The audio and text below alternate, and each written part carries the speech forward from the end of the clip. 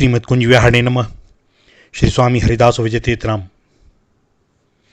श्री अनिरुद्ध जी के पुत्र वज्रनाभ ही यदुकुल के महासंहार में शेष बचे थे। स्त्रियों सेवकों आदि के साथ अर्जुन उन्हें हस्तिनापुर ले आए थे। वहीं युधिष्ठिर ने वज्रनाभ को मथुरा मंडल का राजा बना दिया। उस समय वज्रनाभ की अवस्था छोटी थी। पांडवों के महाप्रस्थान के बाद परीक्षित जी स्वयं वज्रनाभ को मथुरा का राज्य सौंपने आए और उस समय पूरा ब्रजमंडल उजाड़ पड़ा था। पशु पक्षी बहुत कम थे। मथुरा में केवल सूने भवन थे। परीक्षित ने वज्रनाभ से कहा, तुम राज्य, कोष, सेना आदि के लिए चिंता मत करना। यह सब मैं तुम्हें स्वयं दूंगा और मेरे जीते जी कोई शत्रु तुम्हारी ओर देख भी नहीं सकेगा। तुम तो केवल माताओं की सेवा करो। इनको जिस प्रकार से प्रसन्नता मिले वही तुम्हें करना चाहिए। वज्रनाभ ने परीक्षित जी से कहा, चाचा जी, यद्यपि मैं अभी बालक हूं, फिर भी मुझे सभी अस्त्र शस्त्रों का ज्ञान है। राज्य, धन या शत्रु की मुझे कोई चिंता नहीं, किंतु मैं यहां राज्य किस पर करूंगा?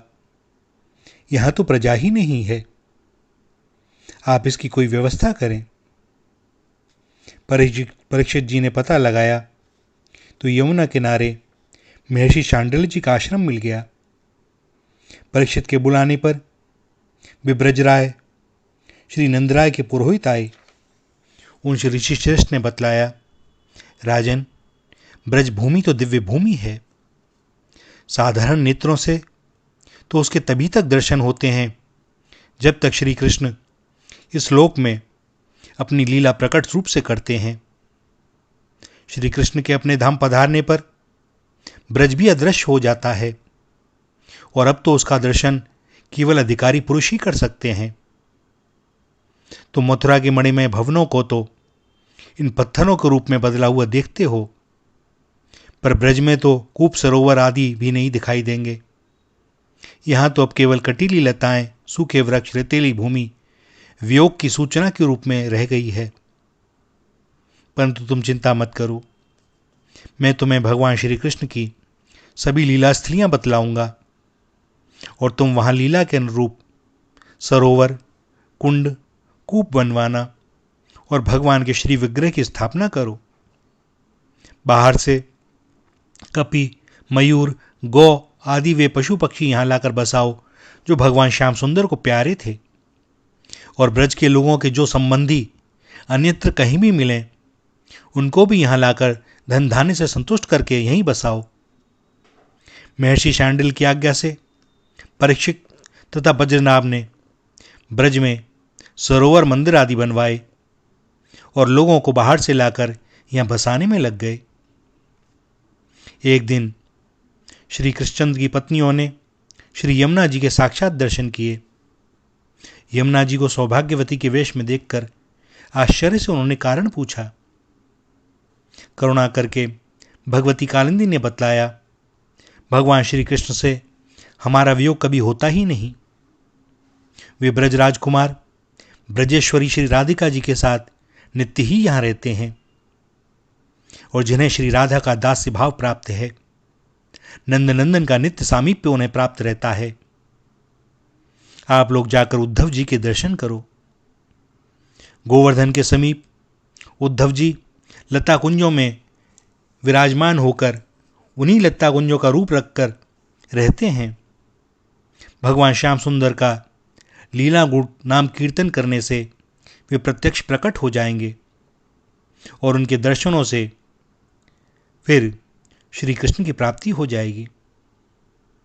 श्री कृष्ण की पत्नियों ने वज्रनाभ से यह बात कही और वज्रनाभ ने गिरिराज गोवर्धन के समीप संकीर्तन महोत्सव प्रारंभ किया। उद्धव जी लता गुल्मों से प्रकट होकर उस महोत्सव में साक्षात प्रकट हो गए। सबने उद्धव जी की पूजा की। परीक्षित जी को उद्धव जी ने कलयुग का निरोध करने के लिए आग्रहपूर्वक भेज दिया और शेष सबको उन्होंने 1 महीने में वैष्णवी रीति से श्रीमद् भागवत की कथा सुनाई। कथा की पूर्णाहुति पर नंदनंदन श्याम सुंदर ब्रजमंडल के साथ व्यक्त हो गए, प्रकट हो गए। बज्रनाभ तथा रानियों ने उस नित्य धाम में अपना स्थान देख लिया। जगत के नेत्रों के लिए जैसे वह चिन्मय धाम अलक्षित हुआ, वैसे ही उस धाम में पहुंचकर बज्रनाभ तथा रानियां भी अदृश्य हो गईं। भैया, ये ब्रजमंडल, ये मथुरा नगरी साधारण नहीं है। व्यंग के रूप में भले ही सब इसे कहते रहे कि कंस की नगरी थी, तो हाँ थी, लेकिन उसी के कंस का कारण भगवान श्री कृष्ण यहां रहे और बज्रनाभ ने इस पर शासन किया। इससे पुरातन, इसका बहुत पुराना इतिहास है। त्रेता में शत्रुघ्न जी का यहां राज्य था, सो यह राघव कुल की एक राजधानी में से एक है। जैसे अयोध्या में राम जी थे, शत्रुघ्न जी यहाँ का कार्यभार संभालते थे। उसके बाद अनेकों अनेक बड़े शूरवीर राजा हुए हैं और टीलों की जब खुदाई होती है तब वहाँ से आज भी जो मूर्तियाँ और चीज़ें निकलती हैं, भैया, उससे मालूम पड़ता है कि मथुरा का सांस्कृतिक इतिहास बहुत प्राचीन है। बहुत उन्नत सभ्यताएं थीं यहाँ की। और यह अब तो ये पूरा ब्रजमंडल साक्षात नंदनंदन की, श्री किशोरी जी की नित्य लीला भूमि है। और इसीलिए सप्तपुरियों में से एक मथुरा का नाम भी आता है। ये मथुरा मंडल, इसमें सब समाया हुआ है। वृंदावन तो इसका हृदय है और नंदनंदन और श्री किशोरी जी यहाँ से कभी कहीं जाते नहीं।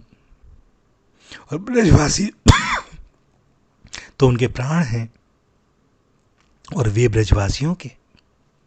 श्री राधा, श्री राधा, श्री राधा।